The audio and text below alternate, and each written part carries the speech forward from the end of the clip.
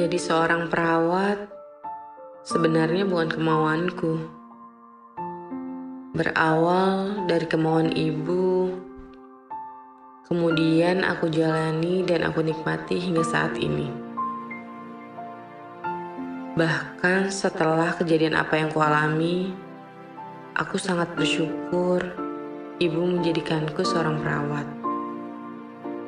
Di balik kejadian horor yang kualami, aku jadi lebih mengerti arti saling menjaga, indahnya peduli, dan yang paling penting, arti kasih sayang seorang ibu yang lebih kuat daripada jarak. Bahkan kasih sayangnya mampu menembus ruang dan waktu.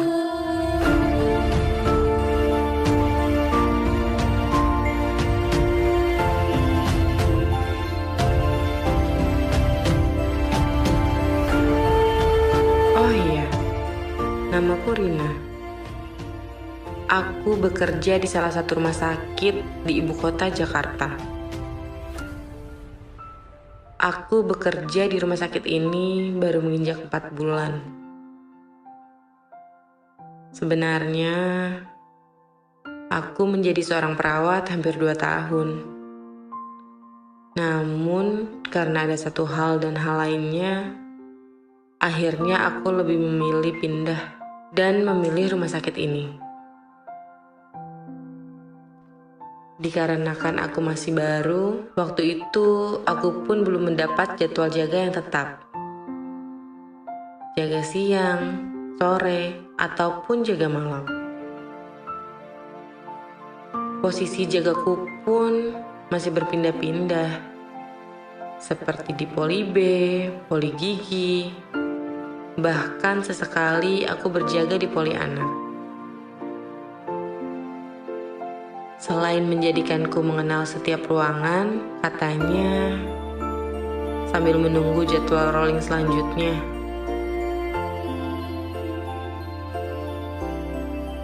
Singkat cerita, tibalah di mana aku kebagian jadwal malam.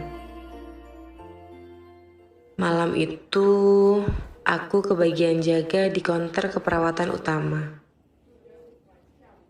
Sebenarnya, walaupun jaga malam, counter keperawatan utama adalah tempat jaga favoritku. Yang dimana posisinya di ujung koridor paling depan, persis di sebelah ruang IGD. Selain tempatnya selalu ramai, jaga di counter depan, tugasku hanya mendata pasien baru. Malam itu, jam di tangan sudah menunjukkan pukul 10.30 malam. Pekerjaanku sedikit santai. Selain pasien hanya sedikit, kejadian tak terduga juga jarang sekali terjadi kalau malam. Bahkan malam itu aku sedikit mengantuk. Yang aku coba hilangkan dengan mengunyah permen dan sesekali aku membuka ponsel.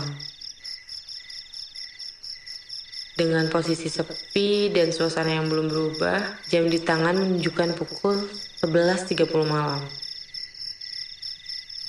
Saat itu, konsentrasiku teralihkan pada ujung lorong dari dalam.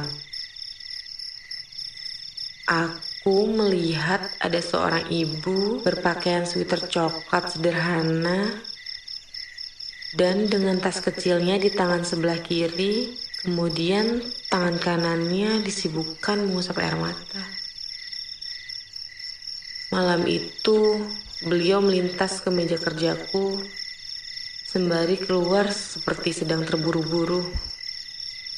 Ibu itu kenapa ya?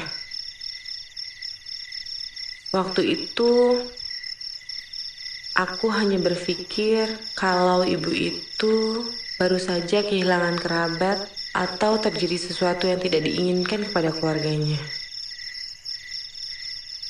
Sebenarnya momen seperti itu adalah hal yang lumrah dan biasa terjadi di rumah sakit.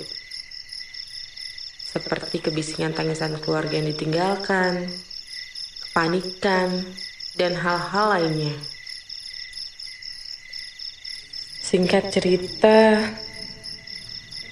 jaga malam hari keduaku pun tiba. Beberapa saat sampai di tempat kerja, tiba-tiba hujan turun yang cukup lumayan deras. Untung aku sudah sampai.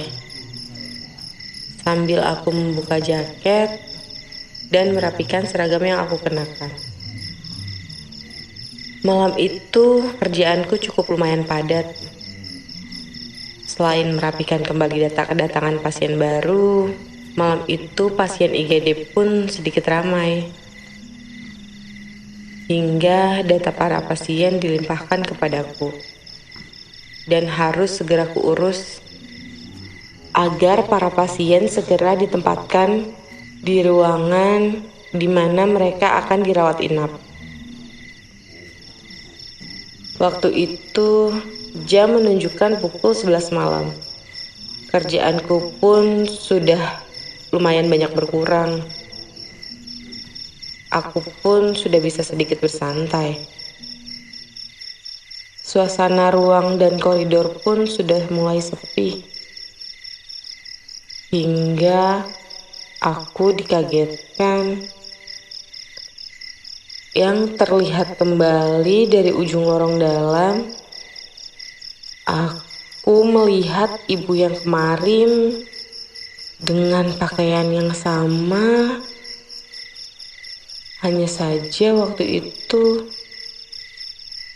beliau sedang duduk di salah satu kursi yang berjejer di ruang tunggu, persis di depanku. Meja kerjaku di depan akses pintu utama keluar masuk rumah sakit. Jadi sebenarnya dibilang sepi, ya tidak juga. Terkadang sesekali orang lewat. Namun yang benar-benar diam di ruangan itu hanya kami berdua saja, yaitu aku dan ibu itu. Hingga membuat aku leluasa untuk mencuri pandang dan memperhatikannya. Terlihat beliau sedang memikirkan sesuatu.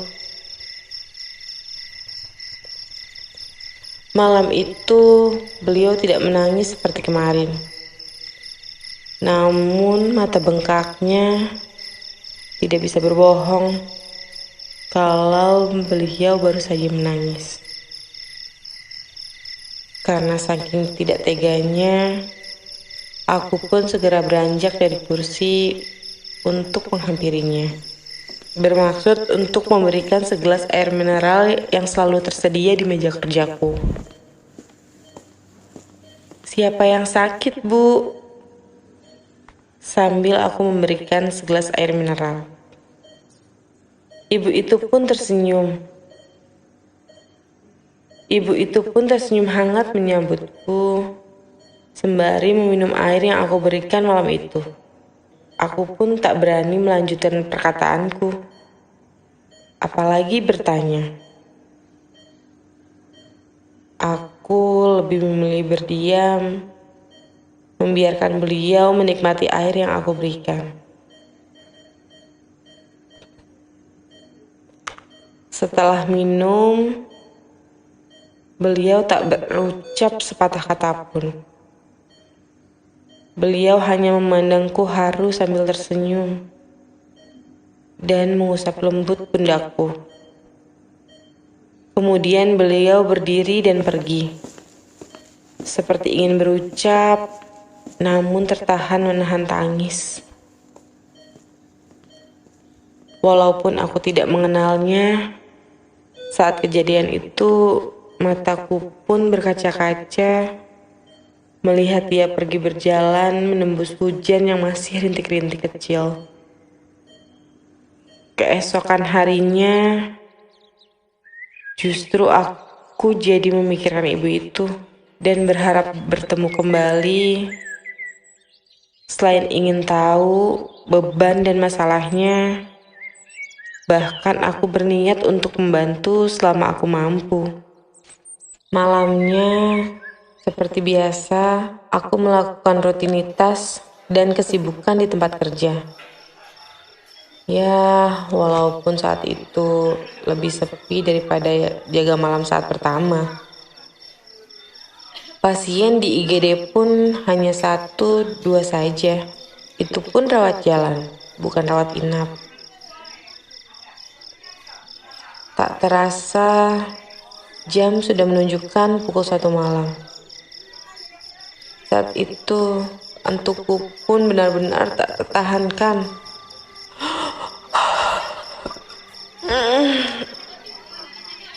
Gini nih, efek tidak ada pekerjaan yang bisa dilakukan. Antuknya ya Tuhan. Malam itu aku coba obati dengan bermain handphone. Sambil sesekali ku tengok ke ujung koridor dalam ruangan. Ibu itu kemana ya? Apa mungkin sudah pulang? Dalam pikirku. Selang tak begitu lama, kantukku pun dibuyarkan. Dari ujung koridor dalam, aku melihat kembali ibu kemarin. Yang 3 hari ini bertemu setiap malam berturut-turut. Saat itu, aku tidak heran. Justru aku merasa senang karena sedari sore itu, aku berharap untuk bertemu kembali. Hanya saja malam itu, yang aku lihat, ibu itu terlihat sangat sedih. Aku pun segera beranjak dan segera menghampirinya. Beliau pun balik menatapku, hingga senyuman kecil menahan sejuta kesedihan. Aku duduk di salah satu kursi, di paling ujung persis di sebelah pintu kamar mandi. Belum sempat aku bertanya, seolah-olah si ibu tak sanggup lagi untuk menahan tangisan. Akhirnya beliau pun menangis begitu dalam dan haru. Dengan suasana tangisan yang begitu pelan, namun begitu lirih. Aku pun refleks untuk memeluknya. Bahkan saat itu tak sadar, aku pun ikut menangis. Di tengah tangisan, aku paksakan untuk bertanya. Siapa yang sakit, Bu? Mungkin bisa saya bantu? Setiap pertanyaan yang aku lontarkan, beliau hanya menjawab dengan tangisan. Hingga di tengah tangisannya terdengar begitu pelan, beliau berkata,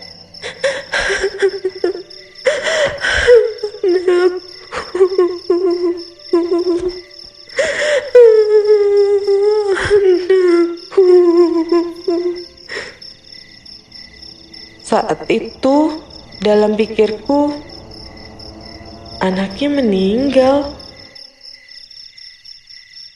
Hingga aku pun berkata, yang sabar ya Bu.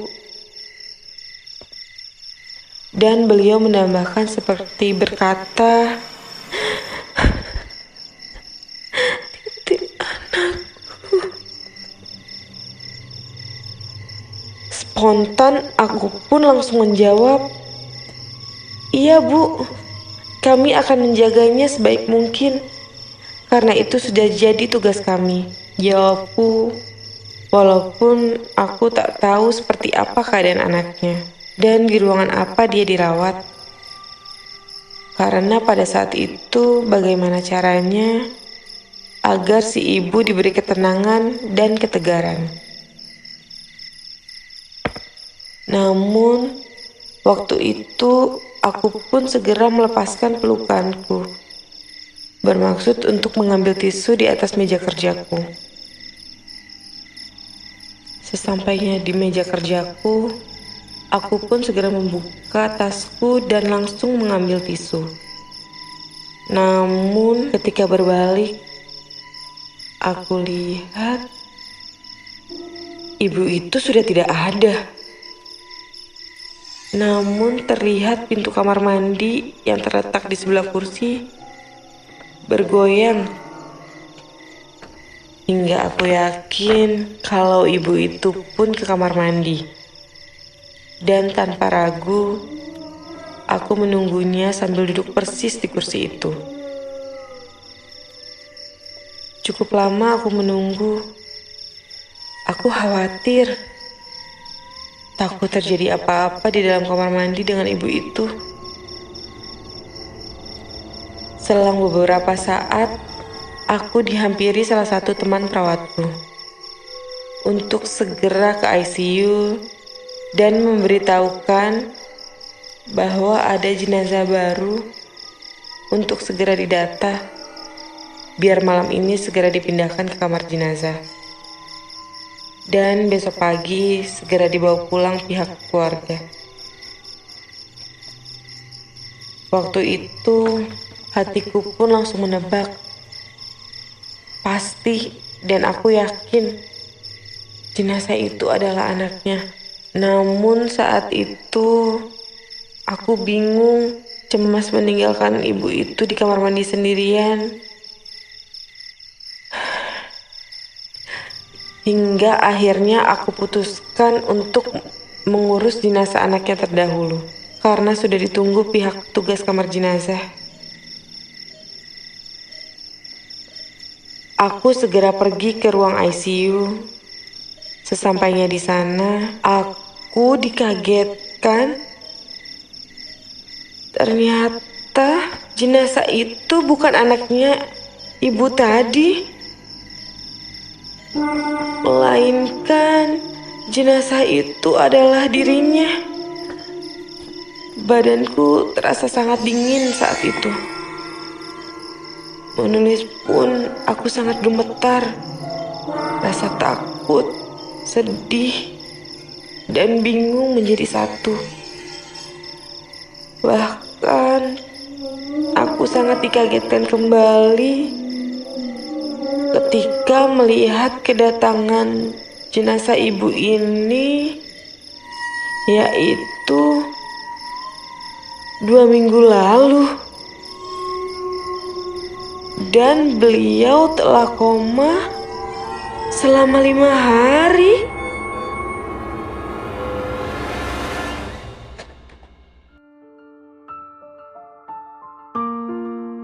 Tak terasa, sebulan setelah kejadian itu, aku baru menyadari. Di saat menangis di pelukanku, dia berkata, "Anakku." Ternyata dia bukan sedih ditinggalkan anaknya, melainkan sedih akan meninggalkan anaknya. Siapa sebenarnya sosok ibu itu? Karena saat kejadian, jasad aslinya terbaring dan koma tak berdaya saat itu. Aku tak tahu dan tak akan cari tahu. Yang aku tahu, ternyata kasih sayang seorang ibu mampu mengalahkan segalanya hingga menembus ruang dan waktu.